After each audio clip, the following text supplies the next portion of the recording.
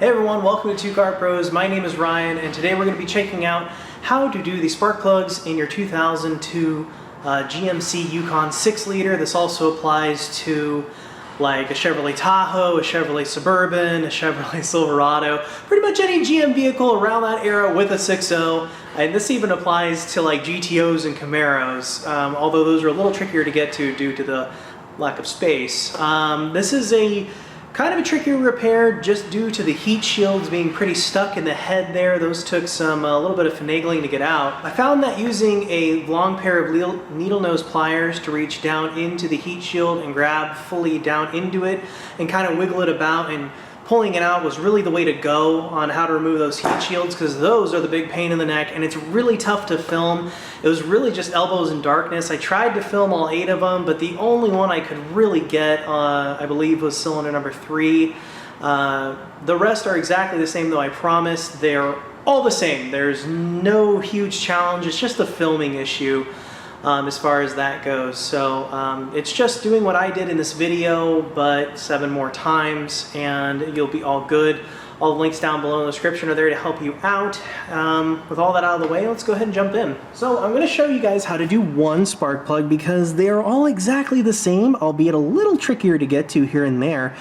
But they're exactly the same, and I really just want to film the one that's the most photogenic, the most easy to see, so you get an idea of how to do it. But all 8 plugs are exactly the same. So what you want to do is pull off that coil wire there off of the ignition coil. And then, okay, so the next thing we're going to do is pull out the heat shield with the plug wire here. It can get a little stuck and awful, so keep tugging. It's easier to tug on the metal heat shield here, and it'll come out as one unit, so we can remove that and take it to the workbench. The next step is to take a 5/8 spark plug socket and make sure it is fully seated down there on the spark plug nut. You don't want it to be halfway seated. It needs to be fully seated when removing. Okay, so here is our old spark plug. You can see it's nice and used and gross and icky.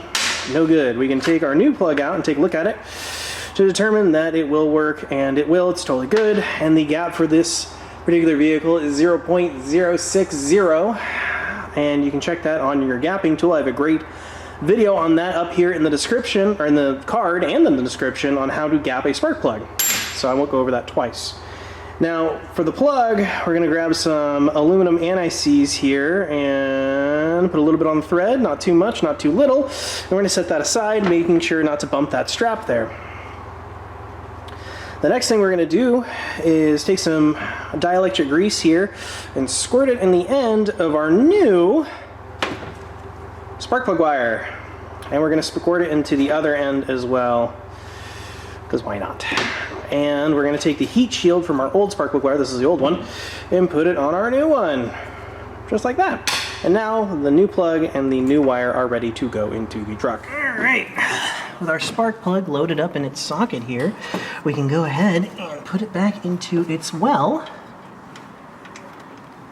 And there you go, kind of an interesting angle you have to feel out. And make sure you're not cross-threading it either. If it is not going in, you feel like it's very hard to turn the spark plug finger tight like this, you probably have it cross-threaded, so you need to back that out and try it again. Then we're going to load up our torque wrench here, set to 11 foot-pounds. Okay, so there we go. 11 foot-pounds, not super tight. Medium tight is good if you don't have a torque wrench. Okay, and then we can replace the spark plug wire here. Loaded with the new heat shield. Make sure that's on nice and firm. Just like that.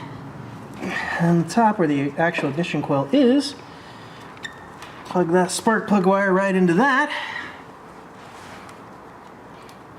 Make sure that's nice and seated on there, and we're home free. Okay, so that is how to replace the spark plugs and spark plug wires for your, 2000s era GM product. This would happen to be on a 2002 GMC Yukon XL with 4-wheel drive. So this was a pretty high spec model, and Yeah, it's pretty much the same for every 6-liter GM product around that era. I think even the newer 6-liter stuff is exactly the same. I don't think they changed anything, but I could be wrong as far as the torque spec goes, so you might want to double check that if you have something a little bit newer. But if you have something in the date range down below in the title, you should be all fine. All applicable links are down below in the description. You've been great for watching. Thank you so much, and I'll catch you next time.